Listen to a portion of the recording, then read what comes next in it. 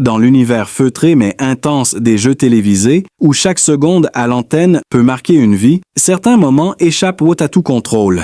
Ce mardi 5 août 2025, sur le plateau des 12 coups de midi, une scène inattendue est venue bousculer la mécanique bien huilée de l'émission.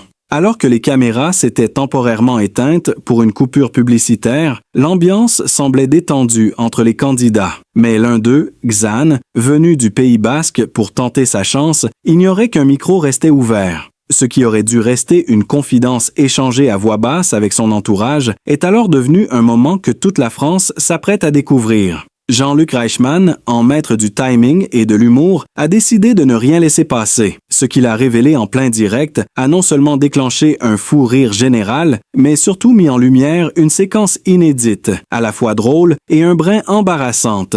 Que s'est-il vraiment dit dans l'ombre des projecteurs qui est ce candidat qui parle de questions de sgeg avec un naturel déconcertant? Et surtout, comment l'animateur préféré des Français a-t-il retourné la situation pour en faire un moment culte?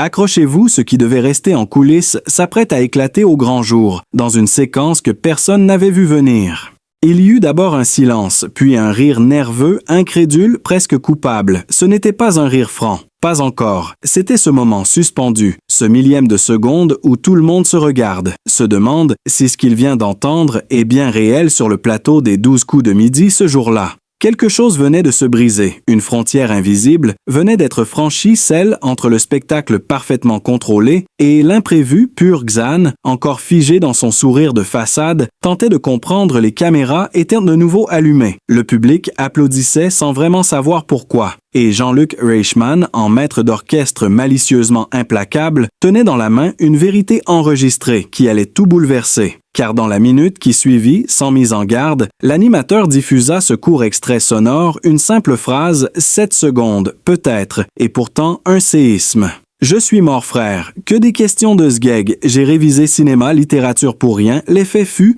immédiat, le plateau d'abord secoué d'un souffle glacé, bascula dans une vague de rires incontrôlés. Mais ce n'était pas seulement drôle, c'était cru, inattendu, brutalement sincère, une pensée d'arrière-coulisses jetée sous les projecteurs. Xan lui pâlit, il savait, dans ce rire général, il sentit l'humiliation monter comme une vague, pas celle qui fait mal, tout de suite celle qui reste, qui ronge lentement, qui laisse un goût amer, longtemps après l'émission. Le regard de Justine, candidate, placée à sa droite, en disait long. Elle riait? Oui, mais il y avait autre chose, une gêne partagée, un malaise collectif camouflé sous les applaudissements. Jean-Luc Reichmann, sentant que la tension était à son comble, n'en resta pas là. Il enchaîna en prenant à témoin tout le public. Alors, Xan, vous avez des choses à ajouter, peut-être une nouvelle définition de la culture française. Rire redoublé. Xan tenta une pirouette, un geste, un haussement d'épaule. Il balbutia. C'était juste une blague entre potes, vous savez? La pression. Mais déjà c'était trop tard. Il avait dit tout haut ce que tant d'autres pensaient tout bas. Et c'est là que le plus inattendu se produisit. Une voix depuis le fond du plateau se leva. Ce n'était pas un membre du public. C'était Claire, l'une des figures de l'équipe éditoriale rarement visible à l'écran, mais connue de tous en coulisses. Elle demanda le micro. L'assistante de production hésita, jeta un regard à l'animateur. Jean-Luc hocha la tête curieux, lui-même. Claire prit la parole, posément. Ce qu'on vient d'entendre est peut-être l'un des moments les plus authentiques de cette émission depuis des années. Oui, ça choque. Oui, c'est cru. Mais c'est vrai. Et c'est peut-être aussi une remise en question, nécessaire sur le type de questions qu'on pose ici. Silence de plomb. Le plateau qui venait de rire se figea. L'atmosphère changea. Il ne s'agissait plus simplement d'un micro resté ouvert. Il s'agissait désormais d'une faille, d'un instant de vérité brutale, qui remettait en question la mécanique même du jeu. Jean-Luc Reichmann, surpris, ne put que répondre par un hochement de tête. Ce n'était pas prévu, ce n'était jamais arrivé. Xan, touché en plein cœur, ne savait plus s'il devait remercier Claire ou s'enfoncer davantage dans le sol. L'émission basculait dans autre chose. Une sorte de confession publique à mi-chemin, entre comédie et malaise. Et le public lui était suspendu à chaque mot. Mais les choses prirent une tournure encore plus étrange sur les réseaux sociaux. Dans les minutes qui suivirent la diffusion en direct de l'extrait audio, le mot sgeg devint viral. Un hashtag naquit spontanément.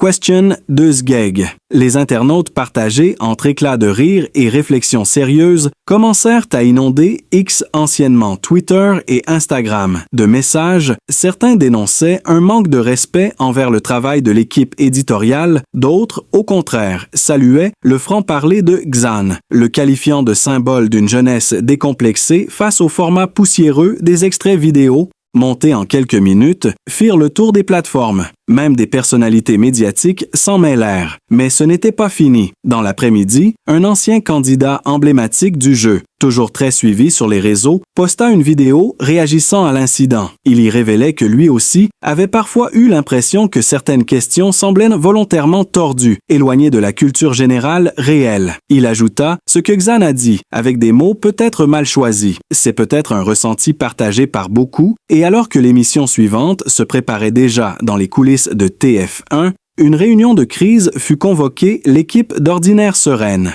Mais ce que personne n'avait anticipé, c'est le message anonyme qui arriva quelques heures plus tard, directement dans la boîte mail de la production, une fuite interne, un mail signé seulement d'un pseudonyme, spectateur masqué. Contenant des extraits bruts non diffusés au public, captés par les caméras de surveillance interne entre deux prises, on y entendait des voix échangées sur le choix délibéré de certaines questions pour déstabiliser les candidats jugés trop confiants. Une voix féminine y riait en disant « Tu vas voir demain, le petit basque. Il va se prendre une rafale, il croit qu'il sait tout, on va le calmer. » Le choc fut immédiat. Cette révélation mettait en lumière un possible système d'ajustement, des difficultés en coulisses, une pratique ni confirmée ni démentie. Jusque-là, la direction fut contrainte d'ouvrir une enquête interne, tandis que certains membres du personnel évoquaient pour la première fois une pression constante pour maintenir l'intérêt dramatique de l'émission Le Doute. S'installaient insidieusement, les regards se croisaient dans les couloirs et la vérité semblait bien plus trouble que tout ce que l'on imaginait jusque-là. Ce qui devait être un simple incident technique s'est transformé en onde de choc médiatique, révélant les failles d'un système bien plus complexe qu'il n'y paraît. Et si ce moment n'était que le début d'un bouleversement plus vaste dans le monde du divertissement télévisé? Abonnez-vous pour ne rien manquer.